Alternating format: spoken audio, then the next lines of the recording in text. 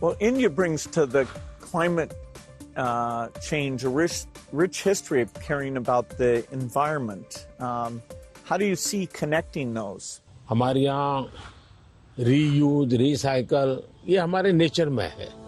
अब देखिए ये जो जैकेट है ये रिसाइकल मटेरियल का है, लेकिन ये रिसाइकल मटेरियल की भी विशेषता है। इसकी विशेषता ये है जो टेलर के यहाँ कपड़े के टुकड़े निकलते हैं ये सारा वेस्ट इकट्ठा किया हुआ है, फिर जो पुराने कपड़े हैं उसको भी इसमें लिया हुआ है और 30-40% वेस्ट प्लास्टिक बोतल को लिया हुआ है और उन सबको रिसाइकल करके ये कपड़ा बना है। Yeah, the innovation both here in India and the world is coming along. Are the goals that we set, staying below 1.5 degrees, we probably will miss that. Even 2 degrees isn't going to be so easy. And the thing you and I really emphasized in Paris is the need for innovation. If the green approach can be made as cheap or cheaper than the old approach, then the adoption will be very good. If it's more expensive, it's not clear who's going to be willing to pay for that. Should the rich countries pay for that? It's not fair to tell India to slow down, building basic infrastructure just because the West had those emissions. But you'll have to have some adaptation because there will be some warming, particularly which farmers will have to take into account. मुझे लगता है कि हमने 2-pronged strategy की तरफ जाना चाहिए। एक तो है इनोवेशन, और इनोवेशन में हमारी जो रिक्वायरमेंट्स हैं वो क्लाइमेट फ्रेंडली कैसे हो, नेचर फ्रेंडली कैसे हो, उसमें इनोवेशन हो।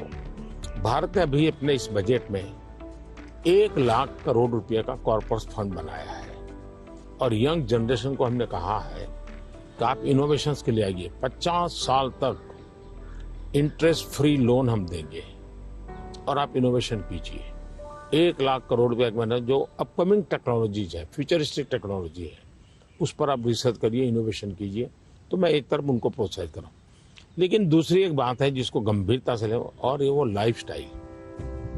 और इसलिए मैंने मिशन लाइफ शुरू किया है। और मैं जब लाइफ कहता हूं तब लाइफस्टाइल फॉर एनवायरनमेंट, क्योंकि हमारी रोजमर्रा की जिंदगी में अगर हम क्लाइमेट फ्रेंडली लाइफस्टाइल स्वीकार नहीं करते, प्रो नेचर हम जीवन नहीं जीते हैं, तो हम बाहरी कितने ही प्रयास क्यों न करें, हम नए नए इनोवेशन करेंगे, नई नई चीजें जोड़ते जाएंगे, हम अपनी जिंदगी को ऐसी कैसे बनाए। अब हमारा मुसीबत क्या है, हमारा प्रगति का आंक क्या, तो भाई कौन सा देश कितना स्टील उपयोग करता है, कौन सा देश पर कैपिटल कितना एनर्जी कंज्यूम करता है, उसके आधार पर उस देश की इकोनॉमी वजह। अगर ये पैरामीटर रहेंगे तो फिर वो इलेक्ट्रिसिटी कंज्यूम करने के लिए कोशिश करेगा, स्टील कंजम्पशन की कोशिश करेगा, फिर स्टील उत्पादन के लिए लगेगा तो स्टील उत्पादन में कार्बन का प्रॉब्लम करेगा। मतलब हमने हमारी सोचने के तरीकों बदलना पड़ेगा। जब सोचने के हमारे पैरामीटर, जिंदगी के पैरामीटर, प्रगति के पैरामीटर हमने क्लाइमेट फ्रेंडली बनाने चाहिए। आज हमारे प्रगति के सारे पैरामीटर एंटी क्लाइमेट है। बिजली कंजम्पशन के आधार पर प्रगति नापी जाती है, स्टील कंजम्पशन के आधार पर प्रगति नापी जाती है। Yeah, I've been interested in your discussions about green GDP. Update me on your thinking. मैं तो कहता हूं दुनिया को ग्रीन जीडीपी के कंसेप्ट को डेवलप करना चाहिए कि भाई तुम्हारी टोटल जीडीपी में ग्रीन जीडीपी कितनी है, टोटल रोजगार में ग्रीन रोजगार कितने हैं। हम एक नया आखिर टर्मिनोलॉजी बदलनी चाहिए दुनिया की। तो मैं समझता हूं कि समस्या का समाधान हो सकता है, लेकिन अगर मैं कहूंगा मैं तो जितना उपयोग करता हूं करूंगा, मैं तो इतनी बिजली उपयोग करूंगा, मैं इतना पानी बर्बाद करूंगा, मैं ये करूंगा। Now, getting consumers involved in this, where they prefer the product that's the clean product when they're buying a car, when they're buying any product, and changing their food consumption. Even if they don't go all the way to be a vegetarian, they can eat less beef and more chicken, or less chicken and more fish. They can moderate bit, and we know that also has some health benefit as well. Not only that, मैं तो कहता हूँ vegetarian में भी सोचने की improvement जरूरी है। वेजिटेरियन में भी जैसे मिलेट, मैं यूएन के साथ मिलकर के मिलेट ईयर मनाया।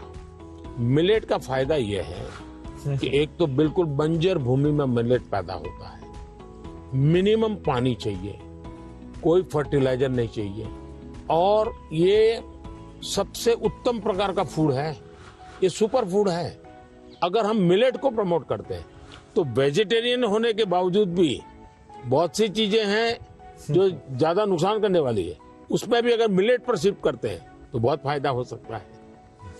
Yeah, when I was in Odisha, they were talking about how millet had been popular a long time ago, and then it came out of favor, and now there's a joint program with the foundation and the government. It's coming back up, and they even took me to some shops where the women were there showing these very nutritious, and actually they tasted good to me, millet crops. So that's a good message for the world. मैं देख रहा हूँ जी, millet में इतना बढ़िया production आना शुरू हो गया, अच्छी अच्छी कंपनियां मिलेट प्रोडक्ट में आ गई, और एक प्रकार से उसका वैल्यू एडिशन हो गया। और कॉमन अब फैशन हो गई। हमारे यहाँ 5 स्टार होटल में जाइए तो मिलेट का मेनू अलग देते हैं, नॉर्मल वेजिटेरियन फूड का मेनू अलग देते हैं, और ज्यादातर लोग मिलेट मेनू और उसके कारण मेरे छोटे किसान की इनकम भी बढ़ी है और पानी बहुत बचत हो रही है, तो बहुत बड़ा फायदा होने लगा है।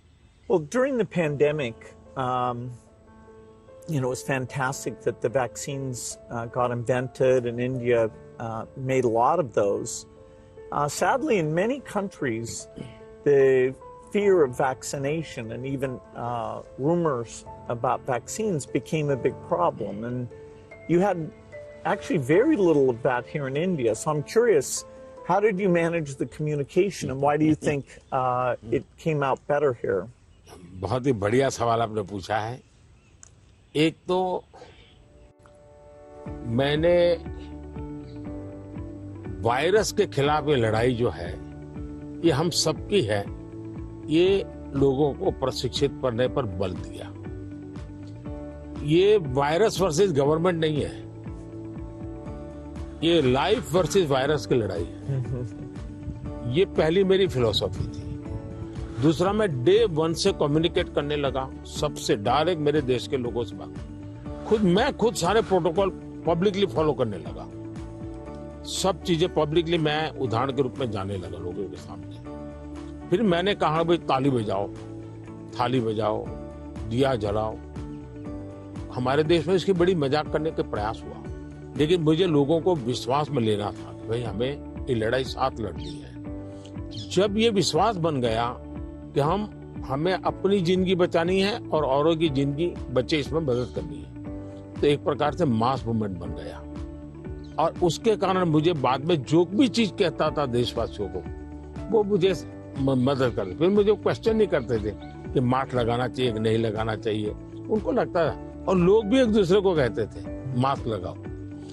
तो ये जन आंदोलन बन गया। एंड डेमोक्रेटिक वे में डंडे से काम नहीं होता है। आप लोगों को एजुकेट कीजिए, उनको कन्विंस कीजिए और उनको साथ लेकर के चलिए। ये मेरा बहुत बड़ा अभियान रहा, और उसके कारण मुझे वैक्सीन में बहुत बड़ी सभा, किसी ने मुझे रोका नहीं। आर्थिक रूप से मुझे बहुत बड़ा बोझ आया क्योंकि मुझे वैक्सीन बनाने में रिसर्च करनी थी, फिर विश्वास दिलाना था कि यही वैक्सीन चलेगी, तो मैं खुद सबसे पहले वैक्सीन लेने लग गया। और मेरी 95 एज की मेरी माँ थी उस समय, मेरी माँ ने भी पब्लिकली वैक्सीन लिया, तो मैंने उदाहरण करके दिखाया, तो लोगों को भरोसा पड़ा कि भाई ये जिंदगी बचा सकती है। आने वाले दिनों में मैं सर्वाइकल कैंसर को लेकर के, खास करके बच्चियों के लेकर, मैं भारत में इस बार बजट में हमारी जो साइंटिस्ट हैं उनको बजट देना चाहता हूँ, और मैं उनको कहना चाहता हूँ इसमें भी आप लोकल रिसर्च कीजिए, वैक्सीन बनाइए, और बहुत ही कम पैसों में मैं मेरे देश की सभी बच्चियों का वैक्सीनेशन करूं, और किसी भी बच्ची को कैंसर की संभावना ही न रहे वो स्थिति पैदा करूं। उस दिशा में इन दिनों में काम कर रहा हूं। जब मेरी नई सरकार बनेगी तो मैं सबसे पहले उस दिशा में काफी पैसे रिसर्च में लगाना चाहता हूँ ताकि मेरी बच्चियों की जिंदगी बचे। मैं एक इंटरेस्टिंग बात बताना चाहता हूँ। सरदार वल्लभ भाई पटेल 1930 के आसपास अहमदाबाद म्युनिसिपल कॉरपोरेशन, उस समय नगर पालिका होती थी, उसके मेयर थे और उस समय एक एपिडेमिक की स्थिति पैदा हुई। वैक्सीनेशन करवाना था। कुछ लोगों ने रिलीजियस कारणों से उस समय वैक्सीन लेने से मना कर दिया, रेजिस्ट किया। तो सरदार वल्लभ भाई पटेल ने बड़ा कड़ाई की और कंपल्सन किया कि भाई मुझे सारे की जिंदगी बचानी है। यानी ये रेजिस्टेंस दुनिया के हर देश में सदियों से चला आया रहा है, लेकिन अगर उसको ओपन अप करके हम करें तो शायद ठीक हो जाता है। तो मैंने सुना है कि आप गुजरात स्टैच्यू ऑफ यूनिटी पर जा रहे हैं, आपने शायद उसके विषय में कुछ पढ़ा होगा, आपने जाने का कार्यक्रम बनाया है तो। I'm very much looking forward to that. You know, I understand it's quite grand, much bigger than the Statue of Liberty. So that'll be fun to see. And also to meet some of the women's groups there and hear how they've gotten involved in tourism or how they see all the work that they do. इसकी बड़ी interesting story है, background information मैं आपको देना चाहूंगा। सरदार वल्लभ भाई पटेल की विशेषता ये रही थी, भारत को एक करने में उन्होंने बहुत बड़ी भूमिका निभाई थी, यूनिटी में बहुत बड़ा रोल किया। तो मैं जब गुजरात का मुख्यमंत्री था, मैंने एक मास मूवमेंट शुरू की। मैंने लोगों को अपील की कि हर गांव से मुझे खेत में जो उपयोग किया है औजार, उसका लोहे का टुकड़ा चाहिए। हर गांव से एक लोहे का टुकड़ा चाहिए, और वो चाहिए क्या, जिसका कभी न कभी खेत में औजार उपयोग किया है। तो हिंदुस्तान के 6 लाख गांवों से मैंने किसानों से लोहे का टुकड़ा इकट्ठा किया, उसको मेल्ट किया और उसका मैंने स्टैच्यू में उपयोग किया है। दूसरा, मैं हर गांव से मिट्टी लाया, उस मिट्टी का मैंने एक यूनिटी वॉल बनाया है। तो हिंदुस्तान के 6 लाख गांवों की मिट्टी उसमें है, और मेरा उसके पीछे स्पिरिट है यूनिटी का। हमने इतने बड़े देश की विविधताओं के बीच में एकता कैसे बनानी, उसके लिए मैंने स्टैच्यू बनाया। और स्टैच्यू ऑफ लिबर्टी से ये डबल साइज का है, ये दुनिया का सबसे बड़ा ऊंचा स्टैच्यू, और कम से कम समय में बनाया। Yeah, I hope they have a video of the construction, because I'm always fascinated how do you assemble something like that? इसका पूरा एक मैंने किताब निकाला है, स्ट्रक्चरल इंजीनियरिंग का पूरा। Okay. फिर फाउंडेशन स्टोन से लेकर के अब तक टेक्नोलॉजिकल इंप्रूवमेंट कैसा हुआ, उसका डिटेल स्टोरी है, वीडियोग्राफी भी है और बुक फॉर्म में भी है।